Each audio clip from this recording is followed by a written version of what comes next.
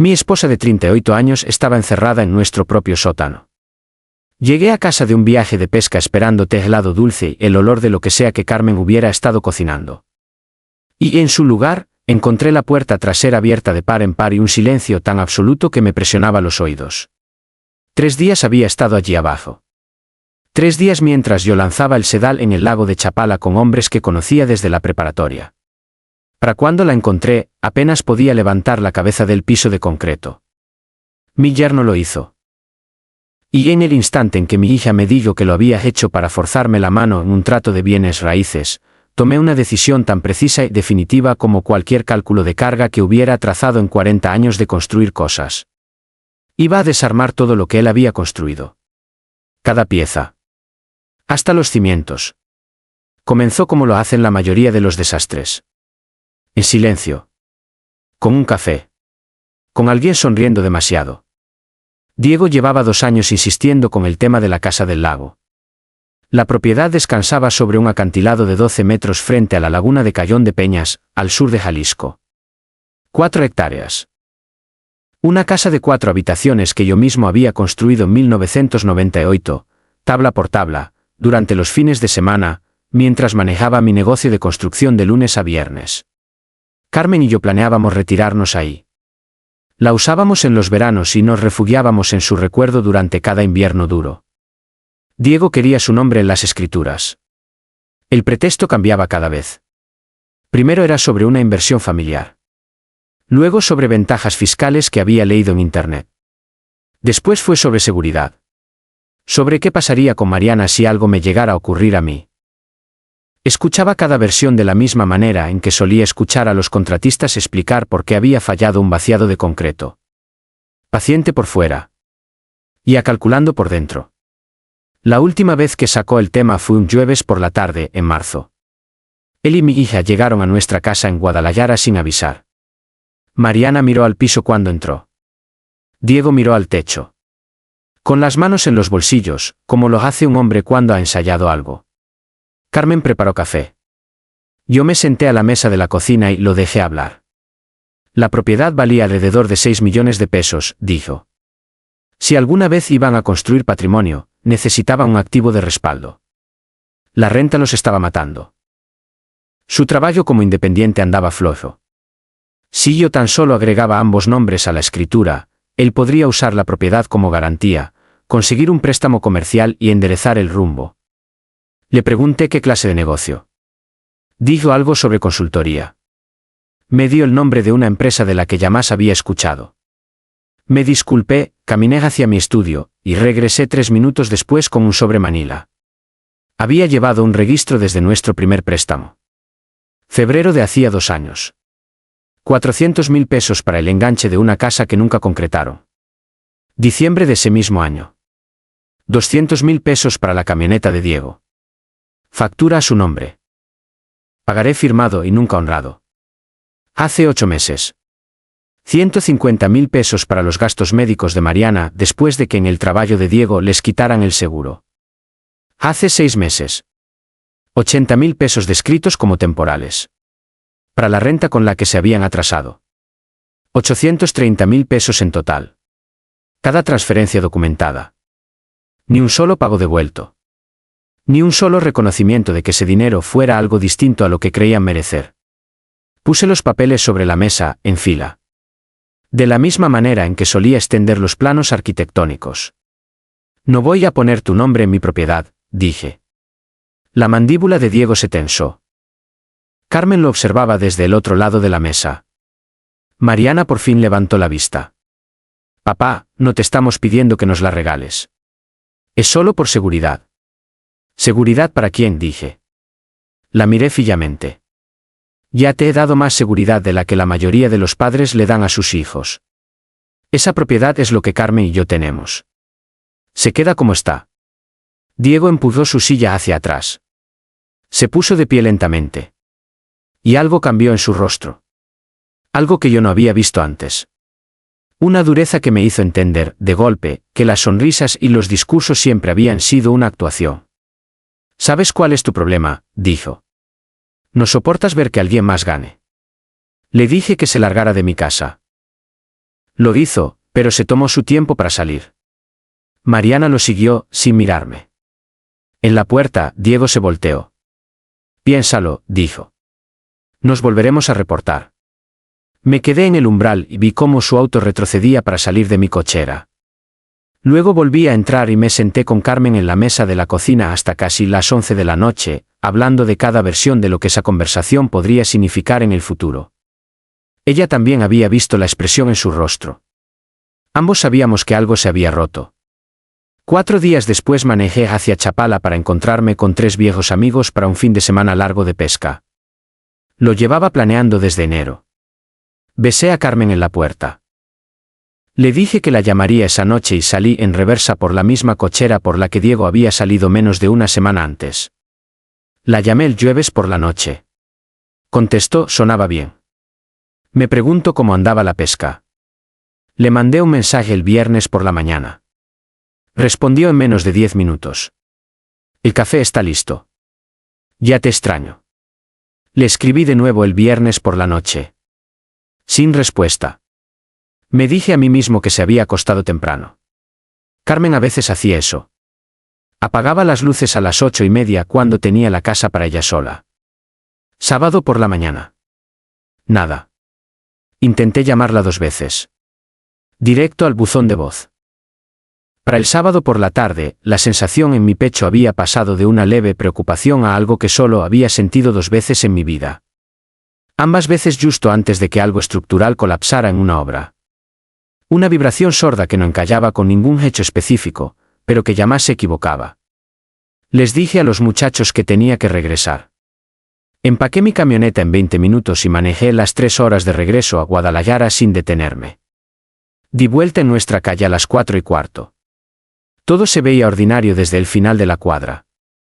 Pero al estacionarme en la cochera, noté el periódico del sábado todavía enrollado con su liga sobre el pasto. Carmen siempre lo metía antes de las 8. Noté que su auto no se había movido. Noté que la manguera del jardín seguía desenrollada desde el jueves, tirada sobre el camino de piedra donde la había dejado después de regar sus tomates. Me bajé de la camioneta y caminé deprisa hacia la puerta trasera, que estaba sin llave. Grité su nombre. Nada. Pasé por la cocina, la sala, la recámara, el baño. El cargador de su teléfono estaba conectado junto a la cama. Sus lentes de lectura descansaban en el buró, al lado de un libro de la biblioteca que llevaba leído hasta la página 60. Su taza de café del jueves por la mañana seguía en el fregadero. Con un residuo marrón seco en el fondo. La puerta del sótano estaba cerrada. La manteníamos cerrada en verano por la humedad. Pero cuando intenté girar la perilla, no cedió. El cerrollo estaba pasado desde afuera. Yo mismo había instalado ese cerrojo de seguridad hacía 14 años. Después de que alguien se metiera a robar a la casa del vecino por una ventana del sótano. Se cerraba con llave por fuera y con una mariposa de giro por dentro. Pero la mariposa requería que el mecanismo interior no hubiera sido retirado. Yo había reemplazado el mecanismo hacía 2 años durante una remodelación, nunca volví a instalar la pieza giratoria interior. Había estado en mi lista de pendientes desde entonces.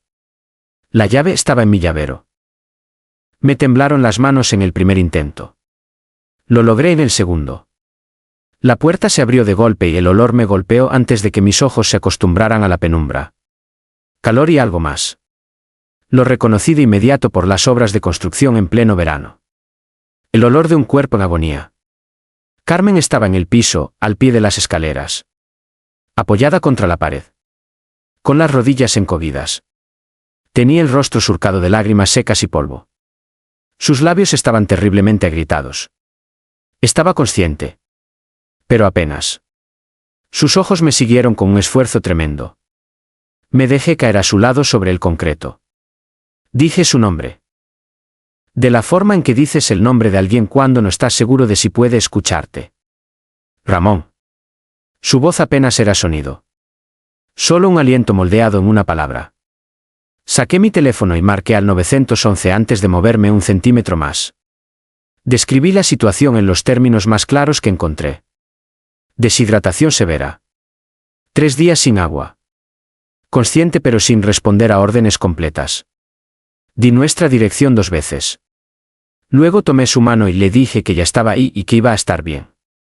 Y dije ambas cosas con la certeza absoluta que, a mis 63 años, había aprendido a reservar solo para aquello de lo que estaba completamente seguro. Mientras esperaba, le di agua del termo de mi camioneta en sorbos pequeños.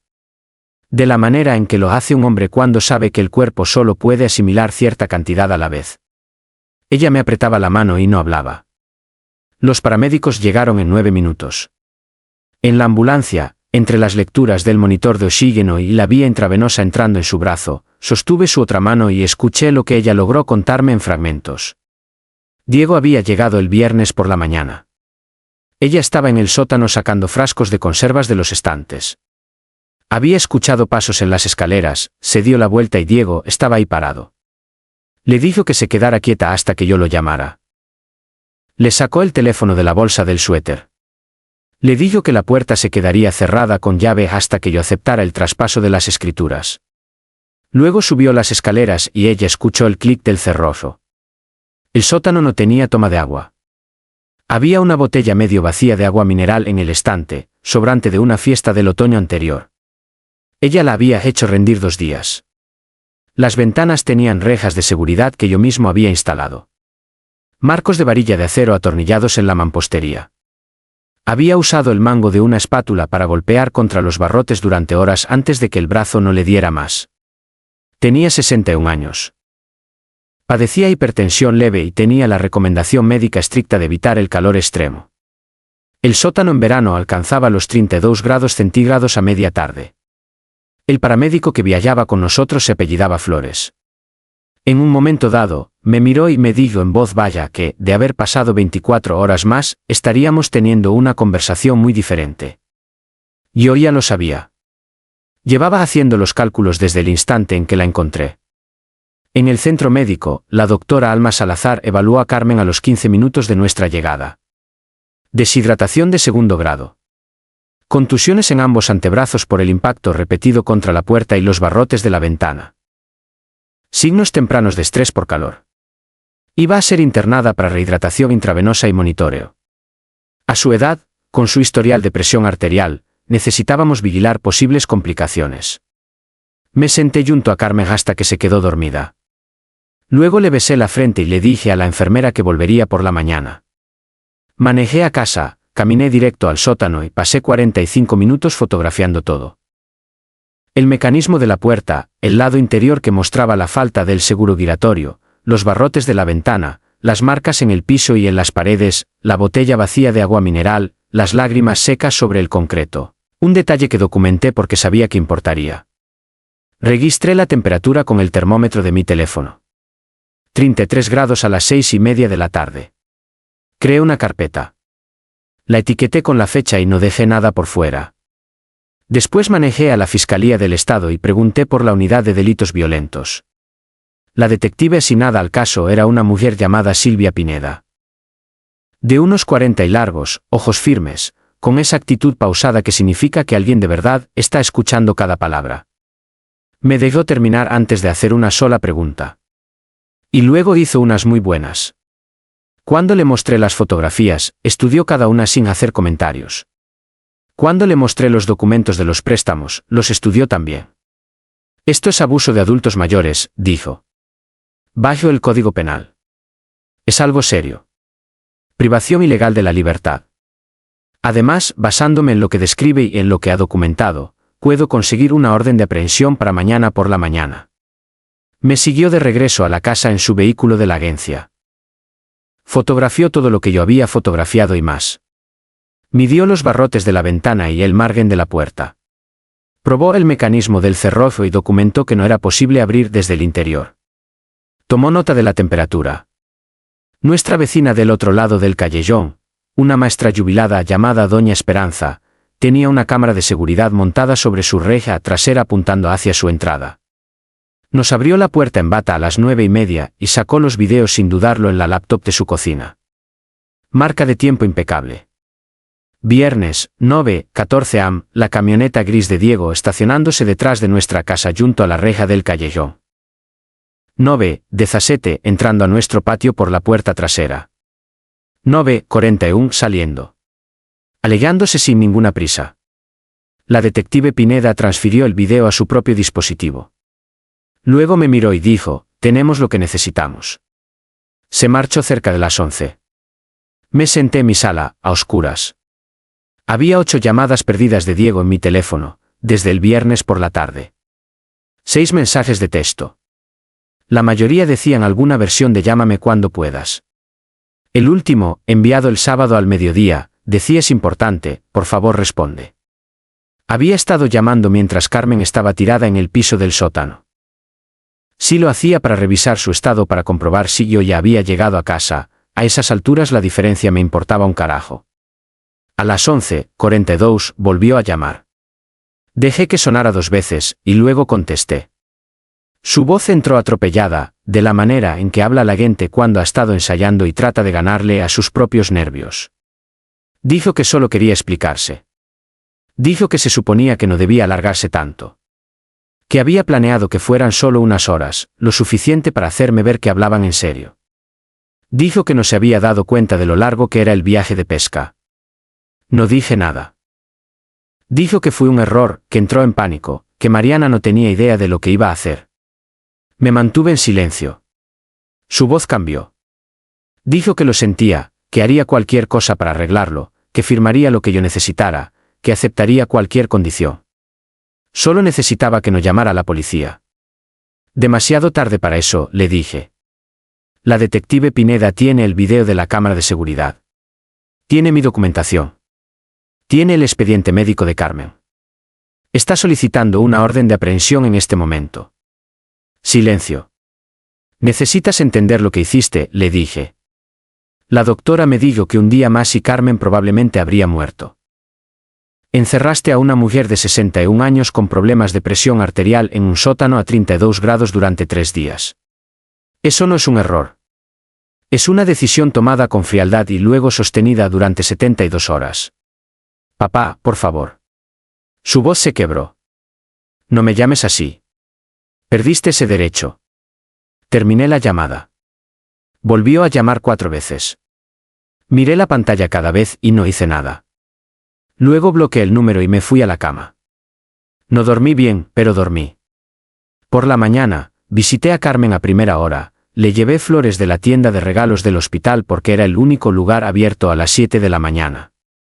Se veía mejor, el color le estaba regresando, sus ojos estaban enfocados. Me sostuvo la mano mientras el suero goteaba y me preguntó si había llamado a la policía. Le conté todo lo que había hecho y todo lo que planeaba hacer. Se quedó callado un momento. Luego me dijo, termínalo. Me reuní con un abogado llamado Guillermo Cruz a las 9 de la mañana del lunes. Su oficina estaba en Avenida Chapultepec, en el piso 12, con vista a la glorieta. Tenía 60 años, cabello platinado, el tipo de hombre que había construido su carrera basándose en resultados más que en apariencias. Le expuse la situación por completo. Tomó notas con caligrafía exacta y me hizo preguntas aclaratorias a intervalos precisos. Cuando terminé, se puso de pie y dibujó 3 columnas en el pizarrón detrás de su escritorio. Penal, civil, patrimonial. Lo penal ya estaba en marcha, trabajo de la detective Pineda. Mi papel era apoyar con documentación y testimonio. Demanda civil, privación ilegal de la libertad, daño moral intencional, daños por abuso a una persona mayor. Recomendó demandar por 4 millones de pesos dados los costos médicos y la gravedad. Patrimonio, revisar de inmediato. Le dije que empezara por el patrimonio. Su asistente legal tenía los nuevos documentos listos para las 11 de esa mañana. Los términos eran simples. Carmen lo recibía todo. Si ella fallecía antes que yo, mis bienes se distribuirían en partes iguales a 3 organizaciones benéficas, la Cruz Roja de Guadalajara, el Fondo de Investigación del Cáncer de Occidente, y una beca en la escuela técnica donde obtuve mi primera certificación a los 19 años. Mi hija Mariana recibía 1 peso. Mi yerno Diego no recibía nada, ni 1 centavo, porque ya había tomado suficiente y mi patrimonio no se convertiría en otro instrumento de su saqueo. El lenguaje que redactó Cruz fue cuidadoso y explícito. De manera intencional y con plena deliberación, otorgo una provisión mínima para mi hija, Mariana de la Garza, ya que participó y permitió un acto que puso la vida de su madre en peligro directo. Hija ha demostrado un patrón de permitir que las exigencias de su cónyuge prevalezcan sobre sus obligaciones hacia su familia. Firmé en la última página. El asistente de Cruz y un asociado firmaron como testigos. Cruz lo notarió con su sello. El testamento original, ese que le dejaba a Mariana el 30% de todo lo que yo había construido a lo largo de 4 décadas, fue a parar a la trituradora empotrada en la credenza junto a su escritorio. El sonido que hizo fue algo que siempre recordaré. Esa tarde, el investigador de Cruz entregó un reporte preliminar. El historial laboral de Diego. 3 trabajos en 6 años, cada uno terminando en despido o renuncia bajo circunstancias que el investigador describió como dignas de examinarse. 2 juicios civiles previos en su contra en el estado de Guanajuato, ambos por deudas no pagadas. Una denuncia por fraude desestimada por un antiguo socio comercial. Un pésimo historial en el buró de crédito. Una deuda total de 20.000 pesos. Las finanzas de Mariana estaban completamente entrelazadas con las de él. Su propio crédito era funcional hasta hacía 3 años, cuando las cuentas compartidas lo arrastraron al fondo. Cruz miró el informe y luego me miró a mí. Acudieron a usted por la Casa del Lago porque todas las demás puertas estaban cerradas, me dijo. Usted era la última opción. Pensé en la forma en que Diego se había parado en mi cocina con las manos en los bolsillos. El discursito ensayado. El momento exacto.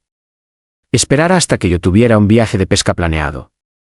Pensé en Mariana, incapaz de mirarme a los ojos cuando entró. Ella sabía lo que él iba a hacer, dije. Cruz entrelazó las manos sobre el escritorio. Eso puede ser difícil de probar por la vía penal, pero afecta la exposición civil. Ella lo sabía, repetí. Él asintió. Lo documentaremos. La detective Pineda arrestó a Diego el martes a las 11 de la mañana. Me llamó personalmente para informarme, detalle que aprecié. Los cargos eran privación ilegal de la libertad, un delito grave bajo el Código Penal, y abuso criminal de un adulto, un delito menor pero con penas agravadas dada la severidad. La fianza se fijó en 300.000 pesos. La lectura de cargos se programó para el jueves por la mañana. Yo estuve en la audiencia. Diego llegó con un traje que le pertenecía a alguien más alto. Su rostro había cambiado en los 4 días transcurridos desde la última vez que lo vi en la mesa de mi cocina. La arrogancia se le había esfumado por completo. Se sentó en la mesa de la defensa junto a un joven defensor de oficio y mantuvo la mirada al frente. Mariana se sentó en las bancas públicas, en el lado opuesto al mío. Llevaba ropa oscura y no se había maquillado. Me vio cuando entró. Nos miramos a los ojos durante 3 largos segundos. Luego ella apartó la vista. El fiscal auxiliar, un hombre metódico de apellido Hernández, expuso el caso del Estado con la economía de palabras de alguien que sabe que la evidencia es irrefutable. Leyó la declaración jurada de Carmen. Presentó los expedientes médicos. Mostró las fotografías de la detective Pineda, el mecanismo de la puerta, los barrotes de la ventana, el piso de concreto con los rastros visibles de los 3 días que Carmen pasó ahí. Reprodujo el video de la cámara de seguridad. En el monitor de la sala, la camioneta gris de Diego apareció a las 9:14 y el jurado de este pequeño instante lo vio entrar a mi patio y salir 24 minutos después. La marca de tiempo no tenía piedad. El abogado de Diego no ofreció ningún contraargumento creíble. Lo mejor que logró balbucear fue que su cliente no tenía la intención de que la situación durara tanto tiempo, lo cual no era una defensa bajo los artículos en cuestión. La jueza, una mujer meticulosa llamada Clara Patiño, señaló que la intención de privar de la libertad por cualquier duración satisfacía el primer cargo, y que la evidencia médica establecía un daño que superaba cualquier umbral requerido para el segundo. Lo vinculó a proceso para juicio. Fecha fijada para dentro de 60 días. Mientras salíamos de la sala, Cruz caminó a mi lado. Me dijo en voz baja, la demanda civil fue interpuesta esta mañana. Diego será notificado al final del día. En el pasillo, Mariana estaba esperando. Dio un paso hacia mí. Papá, me dijo. Me detuve. Yo no sabía que él iba a hacer eso. Lo dijo rápido, necesitando soltarlo antes que cualquier otra cosa. Yo no lo sabía. La miré. Pensé en todo lo que yo sabía. En cada intercambio de mensajes que Cruz había recuperado entre ella y Diego en los días previos al viaje de pesca. Un mensaje de Diego el miércoles diciendo, tengo un plan para hacer que ceda en esto. Un mensaje de Mariana respondiendo, ten cuidado. No le dijo no lo hagas. Le dijo ten cuidado. Pensé en cómo no me había llamado ni una sola vez en los 3 días que su madre estuvo tirada en ese piso. Mariana, le dije, tu madre casi muere. Sus ojos se llenaron de lágrimas. Lo sé. No me llamaste. 3 días. Ni una sola vez. No sabía que se había alargado tanto. Pensé que solo iban a ser unas horas. Pensé que la dejaría salir y te llamaría y todo habría terminado. Pensaste que iba a encerrar a tu madre en un sótano por unas horas, le dije, para extorsionarme por unas escrituras, y eso te pareció aceptable. Le tembló la barbilla. No estoy enojado contigo de la manera en que podrías esperar, dije. Simplemente he terminado. Cualesquiera que hayan sido tus razones, cualquiera que sea el control que él tiene sobre ti, tomaste una decisión. Tu madre podría haber muerto por esa decisión. Hemos terminado. Pasé por su lado hacia el elevador. Dijo mi nombre una vez. Seguí caminando. Esa noche mi teléfono sonó con un número que no reconocí. La alada era de Guanajuato. La mujer que habló se identificó como la madre de Diego.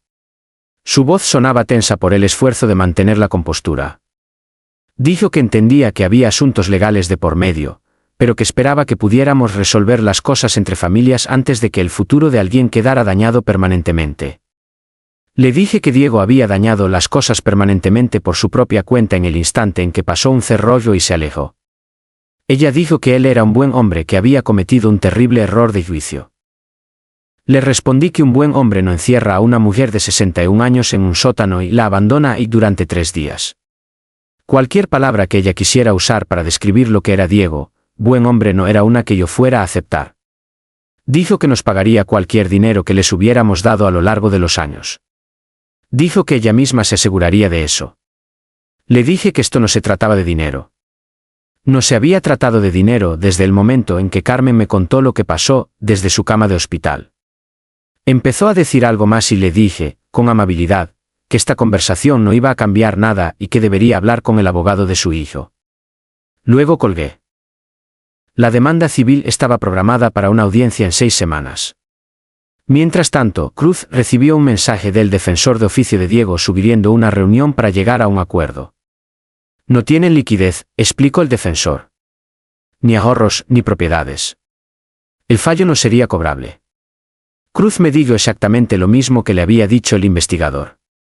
Esperan que usted acepte un acuerdo simbólico con condiciones adyuntas.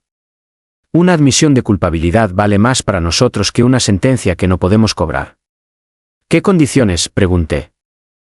Admisión total de responsabilidad por escrito, renuncia permanente a cualquier reclamo legal contra usted o su propiedad, terminación acordada de cualquier vínculo matrimonial restante con su patrimonio, y una disculpa formal entregada por escrito bajo juramento.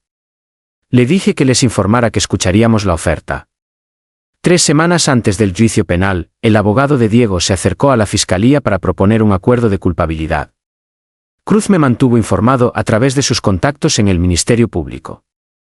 El Estado estaba dispuesto a ofrecer un acuerdo, declararse culpable del cargo de privación ilegal de la libertad, lo cual conllevaba antecedentes penales graves, 2 años de libertad condicional supervisada, 150 horas de servicio comunitario, la finalización obligatoria de un programa de intervención para agresores porque el perfil psicológico del crimen encallaba en esa categoría, y una orden de restricción permanente que nos cubría tanto a Carmen como a mí.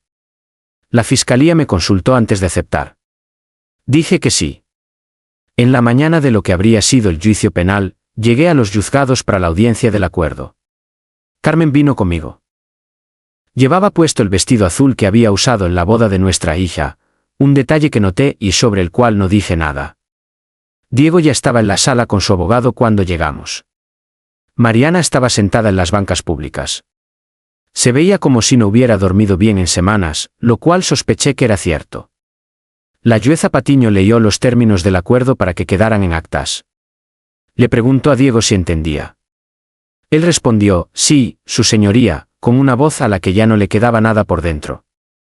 Le preguntó si estaba aceptando el acuerdo de manera libre y voluntaria. Él dijo, sí. Le preguntó si entendía las condiciones de su libertad condicional y la orden de restricción permanente. Sí, su señoría. Ella aceptó la declaración de culpabilidad. Firmó la orden de sentencia. El mazo cayó. Observé a Diego todo el tiempo. Cuando la jueza leyó las condiciones en voz alta, sus hombros cayeron ligeramente, soltando el último rastro de cualquier postura que hubiera estado manteniendo. No me miró. No miró a Carmen. Se quedó mirando fijamente la mesa frente a él hasta que todo terminó. El acuerdo civil se llevó a cabo en el mismo edificio 90 minutos después, en una sala más pequeña. Diego y Mariana llegaron juntos. Su abogado le presentó los términos del acuerdo al juez Carlos Méndez, un hombre sereno que leía cada línea 2 veces. Admisión total de responsabilidad por escrito firmada bajo juramento, renuncia permanente a todos los reclamos contra mi patrimonio y la propiedad del lago, acuerdo de no contactar, acercarse o comunicarse con Carmen o conmigo de ninguna forma, y una disculpa formal también firmada y atestiguada. La admisión era la parte que me importaba. Explícita, específica, sin lenguaje que suavizara los hechos. En la fecha en cuestión, yo, Diego de la Garza, privé deliberadamente de su libertad a Carmen Mercer, de 61 años de edad, en el sótano de su residencia privada mediante el uso de un cerrojo exterior. Lo hice con la intención de coaccionar a su esposo, Ramón Mercer, para realizar una transferencia de propiedad en contra de su voluntad. Era consciente de que el espacio no contaba con toma de agua, acceso a baño, ni medios de comunicación o salida. Acepto la total y única responsabilidad legal por esta acción y sus consecuencias. Mariana firmó un documento complementario reconociendo su conocimiento previo del plan de su esposo y su misión para evitar el daño a su madre. El juez firmó la orden del acuerdo. Se levantó la sesión. En el pasillo, momentos después, Cruz me estrechó la mano. Eso es todo, me dijo. Ambos asuntos resueltos. Encontré a Carmen parada cerca de la ventana, al final del pasillo, mirando hacia la calle. Caminé hacia ella y me paré a su lado. No dijo nada por un momento. Luego me preguntó, ¿ya terminaste?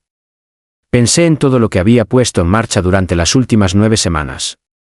El arresto, la orden judicial, el Nuevo Testamento, la demanda civil, el acuerdo de culpabilidad, la admisión, cada mecanismo legal que había encontrado, activado y dejado correr hasta su conclusión.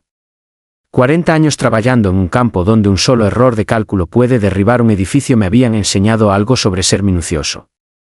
Sí, dije. He terminado. Me tomó de la mano. Deberíamos ir a comer.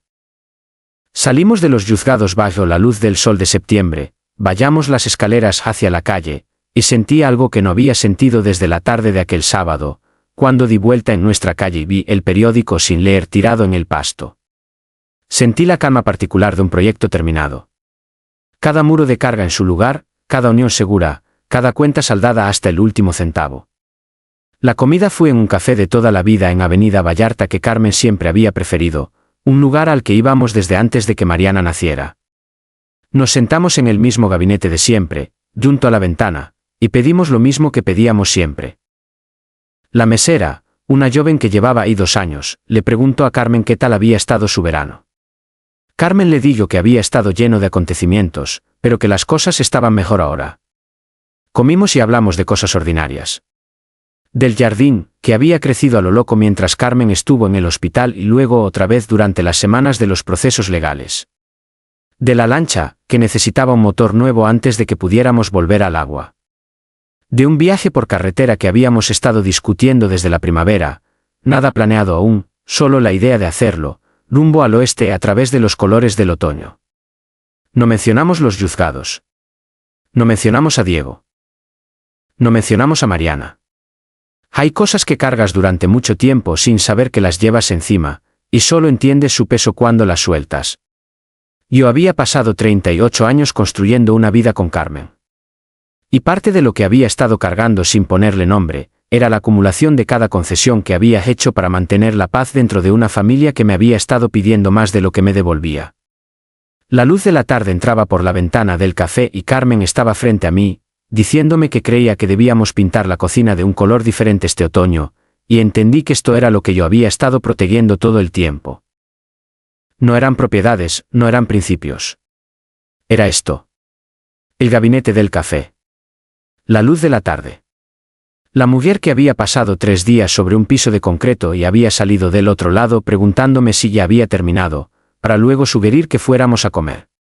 Manejé a casa, Abrí el cajón de mi estudio y saqué el sobre manila donde había guardado cada documento del caso. Lo archivé en el librero detrás del escritorio bajo una etiqueta que decía cerrado, junto con la fecha. Luego le puse llave al librero, guardé la llave en el cajón y fui a buscar a Carmen al jardín, donde ella ya estaba evaluando el daño en los tomates y haciendo planes.